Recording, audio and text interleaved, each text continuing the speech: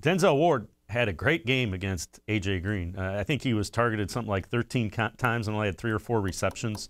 And that's a guy that is a tough physical matchup for Denzel Ward, and he played well.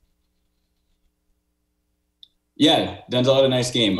Unfortunately, you see him give up that touchdown on a pick play, and that stands out. But that's not anything to focus on. That's a really tough play to cover. They probably were in a wrong call there, and they should check to to push the coverage down and just switch. If doing so there on the goal line, it's a tough situation, and sometimes better offense just beats good defense.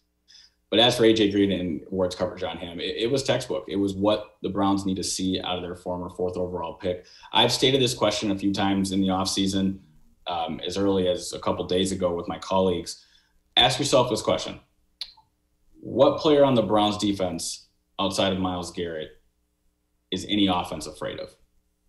It's a tough question to answer. It needs to become Denzel Ward. Denzel Ward needs to become a guy that teams don't throw at.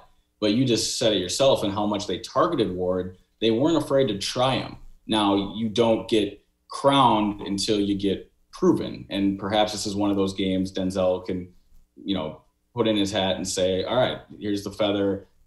Other offenses, now I'm back. I'm still legit. So we'll see how teams target him going forward. If they continue not to be afraid of him, then I do worry what that means. But it doesn't change the fact that you're right. He, for the most part, locked up A.J. Green, a guy, an all-pro, possibly a future Hall of Famer. Pro Football Focus graded Denzel Ward out at a 76 overall. It's a great game for him and a real promising piece going forward when we're talking about all the problems this team has in coverage.